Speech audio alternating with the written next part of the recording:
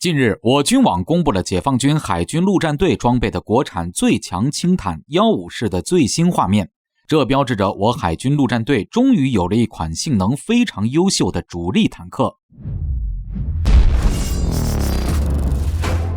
各位老铁们，大家好，欢迎收看本期迷彩虎，我是虎哥。要知道，从建国开始到近些年来很长的一段时间里，海军陆战队装备的坦克基本上是以水陆两栖坦克为主，曾经大量使用63式水陆坦克作为陆战队主要的作战装备。但是63式水陆坦克就是拿一个62式轻型坦克的炮塔加两栖装甲底盘拼接而成的坦克，类似于苏联的 PT76 坦克。63式水陆坦克装备一门火力当时还属尚可的85毫米线膛炮，但是随着时间的推移，到现在这门炮已经无法对任何潜在对手的主力坦克造成任何毁伤，而63式防护能力也是十分糟糕的，车体正面无法防御20毫米以上火炮的直瞄打击，炮塔正面仅只有35毫米的厚度。考虑到对岸海防部队还有不少的二战 M1 57毫米反坦克炮，因此62式轻型坦克的防护与裸奔无异。虽然后续针对种种问题，我军又陆续服役了 63A 水陆两栖坦克和05两栖突击车，火炮换装105毫米线膛炮，防护能力则有了一定增强，但还是这只能抵御小口径机关炮的直瞄射击。其宽大的车身也是增加了较大的备弹面，上岸后在路面上的机动能力也是远远无法与正常的现役坦克相对比，这将影响登陆岛屿后续的实施地面作战的能力。尤其是解放军军改后，对现代化的陆战队而言，不单单是打开登陆地域，同时海军陆战队还要继续的向前突击，扩大阵地纵深地域。这就要求海军陆战队必须装备一款火力防护机动尚可，而且具有和敌方坦克进行正面交火的能力的坦克。现在海军陆战队装备的 63A 和05很显然是无法胜任此任务的，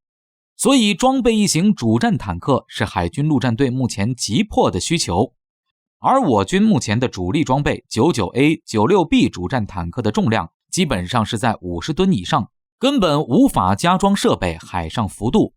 因此新式的150式坦克就成为了海军陆战队的最佳选择。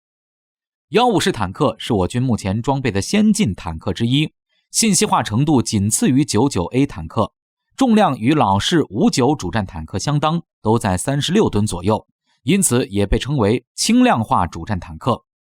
尤其是其形状紧凑，重量轻，适合高原地区和岛屿复杂地形使用。150式服役至今也不过5年有余，可以说是一款比较年轻的主战装备了。目前在陆军是装备在了合成装甲旅。据推测，海军陆战队应该装备150式配属在装甲营中。相比之前的海军陆战队主力水陆两栖坦克，150式轻型坦克有3个非常重要的优势，就是老生常谈的火力、防护、机动3要素。首先说说火力，现在150装备的94式超长倍镜105毫米线膛炮可以说是世界最强105毫米坦克炮，搭配新型穿甲弹，可以在2000米内击穿540毫米装甲，也可以发射穿甲厚度达到650至750毫米的炮射导弹。此导弹对于低空飞行的敌方直升机也有一定的作用。优秀的105毫米线膛炮和先进的数字化火控系统、车载信息化作战指挥系统以及态势感知能力，这3项加成会使150式坦克的火力相比世界第2代、第3代主战坦克也不遑多让。其次就是防护，这个也是一项重要的指标。以往的水陆两栖坦克考虑到重量限制问题，太重无法浮渡，因此不得已只能把坦克装甲削减到几十毫米水平。这种水平的装甲防护，面对对岸大量装备的破甲厚度高达上百毫米的火箭筒和主战坦克来说，是毫无抵挡力的。而150式的服役有效地避免了这个问题。150式的炮塔采用的先进的焊接大倾角的复合装甲，炮塔前模块化装甲呈楔形布置，而且为了进一步加强炮塔的防御能力，还加装了爆炸式反应装甲。这就使得154式炮塔的防护非常强悍。对岸的主力坦克 M60A3 发射的105毫米拖穿是没有任何能力击穿154式炮塔的。而154式的底盘也是大倾角的复合装甲，手下手上配备反应装甲，可以对敌方的反坦克火箭筒、反坦克导弹进行有效的防护，结构布局更紧凑。最后就是机动指标